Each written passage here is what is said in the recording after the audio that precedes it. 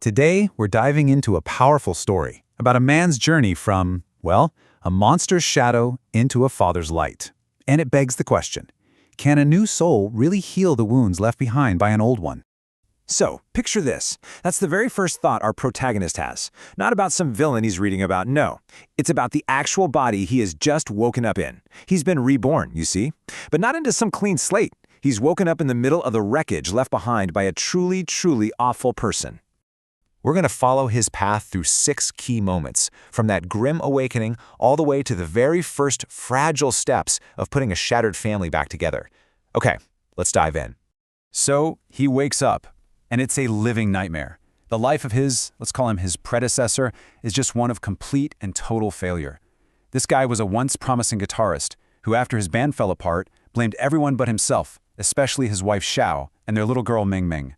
He turned their home into a literal prison of fear, ruled by booze, gambling, and just relentless abuse. The change is just instant.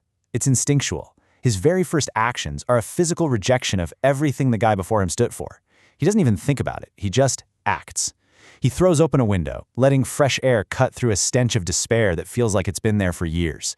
He cleans up the empty bottles, and then, and this is key, he sees the terror in their eyes and just quietly leaves to buy groceries.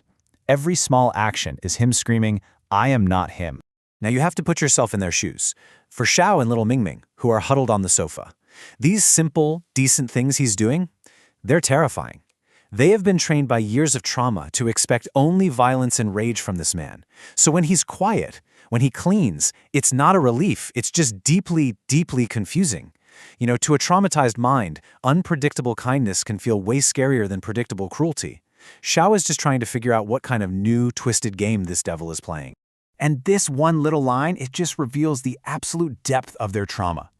When he leaves to get food, Xiao's first thought is, he's gone to drink again. Her despair is so total that her own hungry little girl Ming Ming has to become the parent in that moment, pretending she doesn't feel the ache in her stomach just to try and soothe her mom's tears. It's heartbreaking. So the big question is, how do you even start to communicate with a family that's been silenced by fear? Words are totally useless here. There's zero trust. He has to turn to a language they used to share, one it had long since been twisted into a weapon: music. He comes back with food, but he knows they won't eat with him. That fear is a wall standing between them. So he makes this really crucial choice. He takes his own plate into a small side room. He doesn't force it. Instead, he gives them the one thing they haven't had in years: space, and the feeling of safety that comes with it. And then, from that little room, a sound comes out that hasn't been heard in 2 very long years. Not yelling, not the sound of things breaking, but the gentle, melodic strum of a guitar. He finds his predecessor's old instrument, this thing that was once a symbol of his dreams, now just abandoned and collecting dust like everything else in this broken life. He starts to sing. It's a song from his old world, one this family has never, ever heard before. And the lyrics are just soft and full of this sorrow and longing. This gentle, emotional melody just cuts right through the apartment's heavy silence, and it reaches Xiao in a way that no spoken "I'm sorry" ever could. The impact is immediate, and it is profound. For Xiao, the music just unlocks 2 years of pain and fear that she's had bottled up inside. She doesn't make a sound, but tears just stream down her face. It's this silent, cathartic release. But for little Ming Ming, the reaction is totally different. She actually stops eating, but not out of fear. It's curiosity. She tilts her head, and for the very first time in her life, the sound coming from her father is a source of comfort, not terror. Now he has absolutely no idea about the emotional storm he's just caused in the other room. He's just left with the raw emotion of that performance. So on an impulse, really just needing an outlet, he records a simple, one-take version on his phone. He calls it "A Life with You," uploads it online, and then just passes out, completely exhausted. And while the family is asleep, that raw, honest recording just takes on a life of its own. Its unfiltered emotion connects with thousands, then tens of thousands of people. Within a couple of hours, it's already on the trending charts.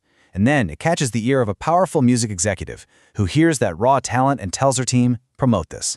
By morning, the song is an absolute phenomenon. So he wakes up, not to the quiet desperation of his new life, but to his phone just buzzing off the hook with notifications. And the numbers are just staggering. In less than 24 hours, his brand new account has over 1 million followers, 2 million likes, and 1 million comments from people all over who were just touched by his song. And here's the most real, tangible result of all that online fame.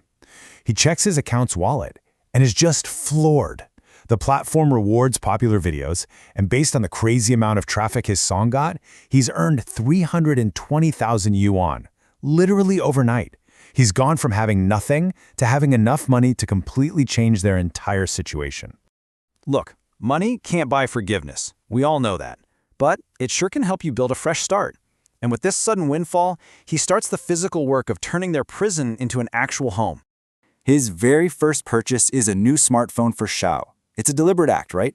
He's reversing what the old guy did when he sold hers and cut her off from the world.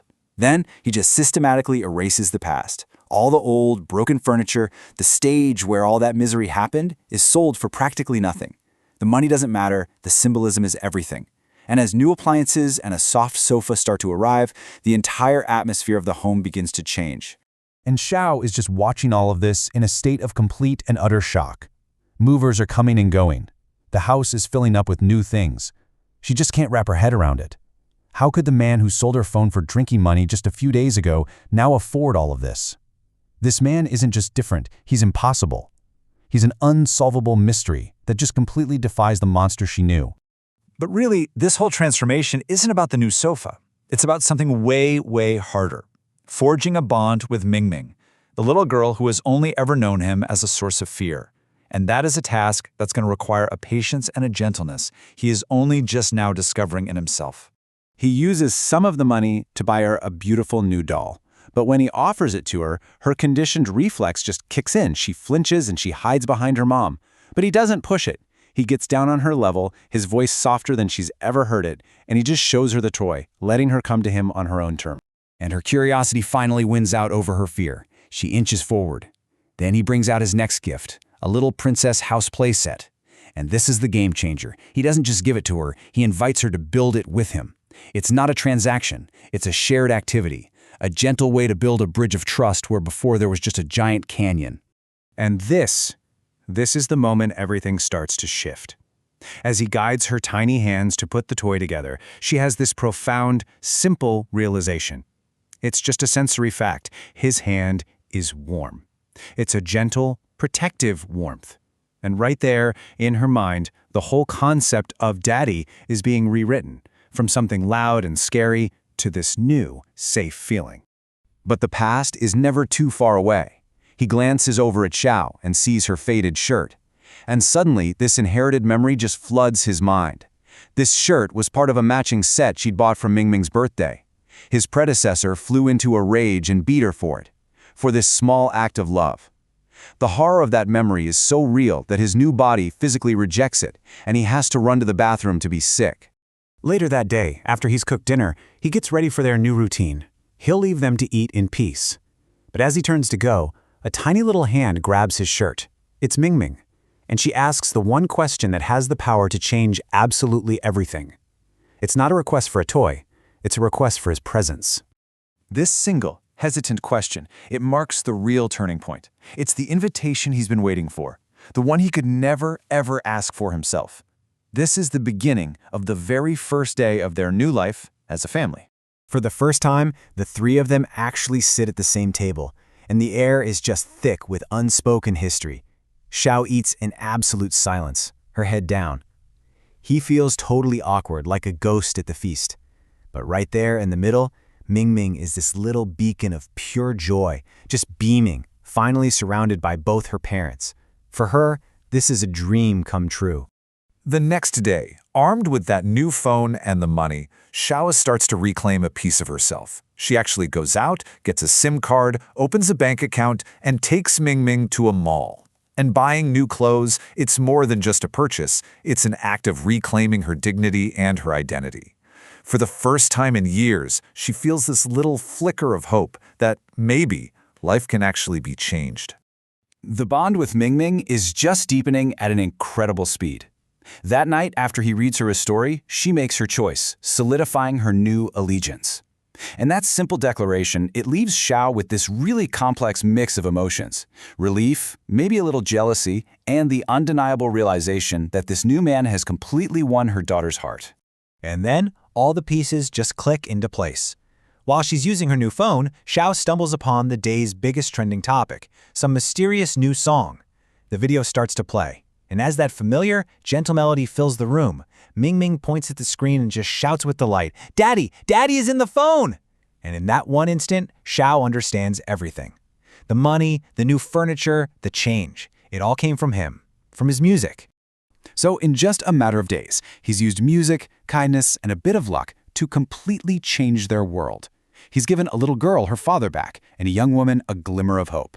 But the scars of the past, they run deep. And that leaves us with that final, lingering question. Can one person's redemption, one new soul, ever be enough to truly rebuild a family that was shattered by another's sins?